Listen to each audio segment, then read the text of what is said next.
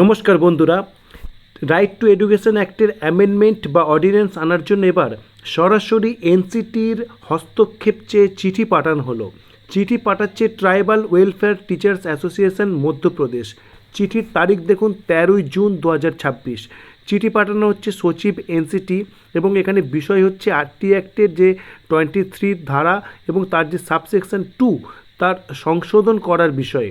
এবং এখানে প্রথমেই বলা হচ্ছে যে এনসিটির 23শে আগস্ট 2010-এর যে নোটিফিকেশন বের করেছিল, যেখানে এক্সেম্প্ট করা হয়েছিল এবং টেটের যে রেট্রোস্পেক্টিভ এফেক্ট সেটি কিন্তু দেওয়া হয়নি, সেটি উল্লেখ করা হচ্ছে। কিন্তু বলা হচ্ছে সুপ্রিম কোর্টের যখন অর্ডার আসে এ বিষয়ে, সেখানে সেই এক্সেম্পশন যেটা দেওয়া হয়েছিল তাকে গুরুত্ব দেওয়া হয় না, সেটির উল্লেখ করা হয়েছে। তার জন্য কি বলছে যে এনসিটি এই যে টেটের অবতারণা করেছিল সেটি একটি কোয়ালিটেটিভ এডুকেশন নিশ্চিত করার জন্য, কিন্তু এটি কখনোই যে কার্যরত টিচার তাদের উপরে এটির প্রয়োগ হবে বলে ঠিক হয়নি এবং এনসিটির নোটিফিকেশনেও সেটি উল্লেখ করা ছিল। সেই জন্য বলছে এটির লেজিসলেটিভ সমাধান করতে হবে এবং আইনি সমাধান করতে হবে। সেই জন্য কি বলছে এনসিটিকে বলছে যে দেখুন, एनसीटी अपने वैधानिक दायित्वों के अंतर्गत केंद्र सरकार को ये अनुशंसा प्रेरित करे कि आरटी एक्ट 2009 की धारा 23 सबसेक्शन 2 में उपयुक्त संशोधन किया जाए, जिससे टेट का केवल भावी अर्थात प्रस्पेक्टिव इफेक्ट देया होबे एवं पूर्व से कार्यरत शिक्षकों के लिए पृथक एवं ন্যায়সঙ্গত ব্যবস্থা সুনিশ্চিত কি যা সকে এবং যারা পূর্ব থেকে কার্যরত রয়েছেন তাদের জন্য যথোপযুক্ত ব্যবস্থা নেওয়ার কথাও কিন্তু এখানে বলা হচ্ছে।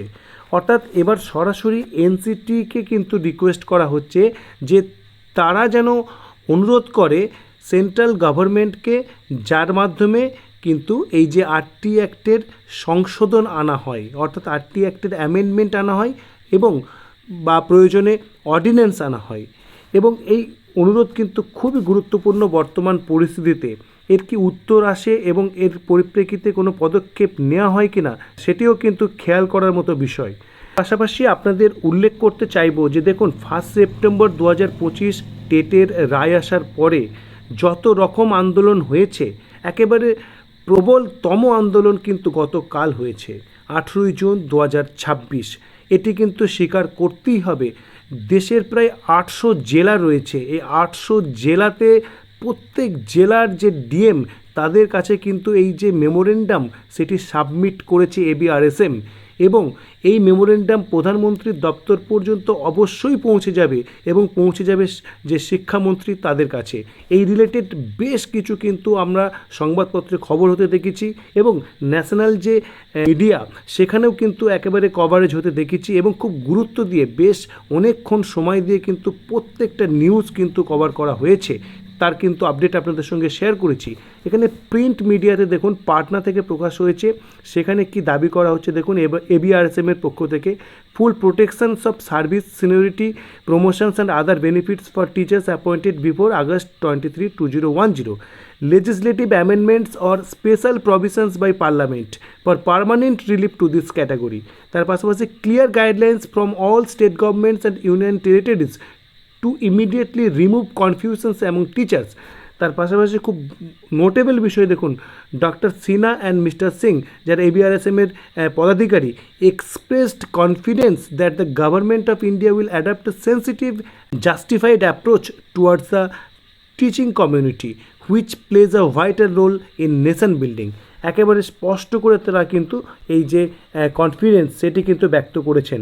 তার পাশাপাশি দেখুন যোধপুর থেকে প্রকাশিত খবর, এই যে ধর্ণা প্রদর্শনের বিষয়ে সেটি কিন্তু আপনাদের সঙ্গে শেয়ার করছি।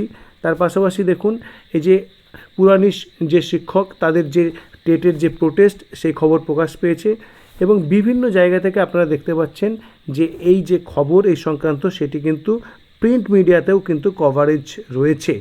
এরপরেরও একটি খবর আপনাদের সঙ্গে যেটি জানা যাচ্ছে 18ই জুন 2026 যে গুরুত্বপূর্ণ এবং ব্যাপক এবং দেশব্যাপী যে আন্দোলন হয়েছে, তারপরে 20 তারিখ থেকে কিন্তু আরও বিশেষ আন্দোলন শুরু হচ্ছে এবং যেটি জানা যাচ্ছে গুজরাটের গান্ধীনগরে কিন্তু সমস্ত টিচার্সরা কিন্তু সমবেত হবেন এবং এই বিষয়ে আন্দোলনে তারা কিন্তু অংশগ্রহণ করবেন এবং আশা করা যায় অন্যান্য স্টেটেও কিন্তু এই ধরনের লাগাতার আন্দোলন কিন্তু চলতেই থাকবে যতক্ষণ না অর্ডিন্যান্স বা আরটি অ্যাক্টের অ্যামেন্ডমেন্ট বা এই ধরনের কোনো স্পষ্ট নির্দেশিকা জারি হয়।